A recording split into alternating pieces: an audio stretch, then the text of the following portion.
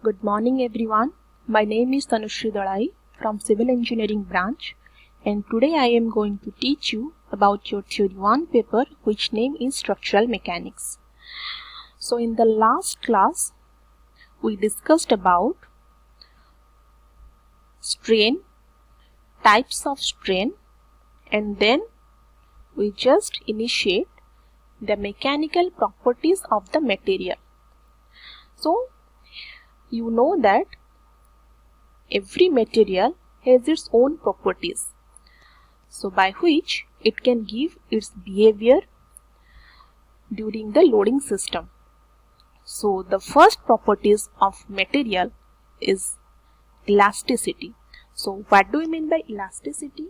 Elasticity means it is a property of material by which it can regain its shape and size or its whole dimension while removing the load from that particular body or the particular material. So if a body is subjected to elastic zone, then we can say if we remove the loading system from that particular body, then that property is known as elasticity. Okay. So next property is plasticity. So what do we mean by plasticity? It is a property which occur in a body after the elastic zone. Okay. So plasticity means it is the converse of elasticity. That means opposite of the elasticity. A material in the elastic state is permanently deformed by the application of load and it has no tendency to recover.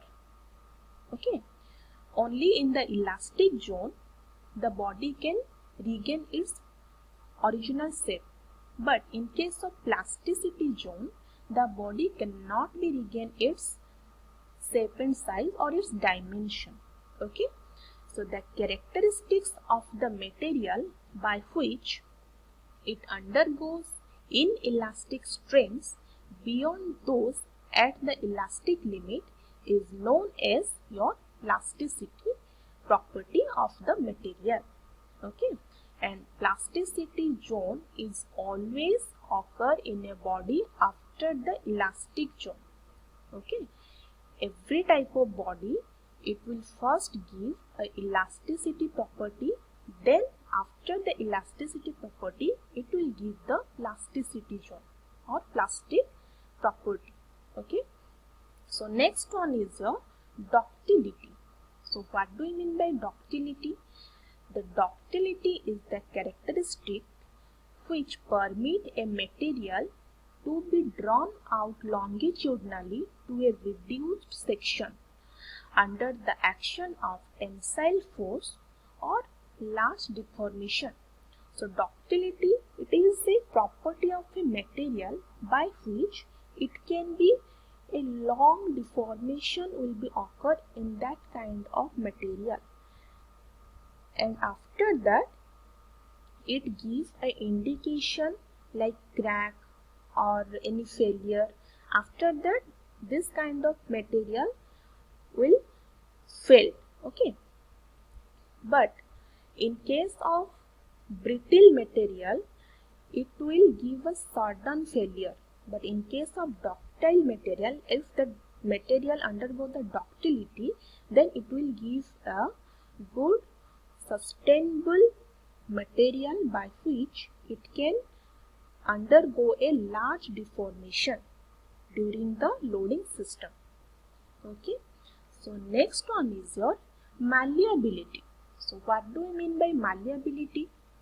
Malleability is a property of a material which permits the material to be extended in all directions without rupture. A malleable material possesses a high degree of plasticity but not necessarily great strength. Okay. You can take the example of clay. Okay. While you add some water in the clay, then first of all we can give any shape to that kind of clay, okay, then that property is known as your plastic property, okay. But in case of malleability, you can give a shape to the water combined clay, but after some time the strength of the particular material will lose. So you can say the malleability is a nature or is a property of the material by which it can be extended in all the surrounding without any rupture. No crack will be there. Okay, without any rupture, it can be extended in all the direction. Okay, so next one is your tautness. So tautness is the property of a material by which it enables it to absorb energy without fracture. Okay, you can taste your rock material, and you can taste the rock material is toughness. If the toughness is in a good, then you can use that material for the building purpose. If not, then you can't use the toughness. There will be some ranges of various kind of material. The toughness value, you should give a taste of any kind of material. After that, you can use that material for the design purpose. Okay, so next one is your hardness. So what do you mean by hardness? Hardness is the ability of a material to resist indentation or surface abrasion. So the hardness can be tested in a machine which is known as Brinell hardness testing machine. Okay, so it is a machine by which you can analyze the hardness of any material. Okay, it is the ability of the material which can resist the surface abrasion.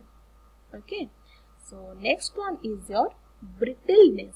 So brittleness, as I said before, brittleness implies the lack of ductility. That means it is totally opposite of the ductility. Okay, so a material is said to be brittle when it cannot be drawn out by tension to the smaller section.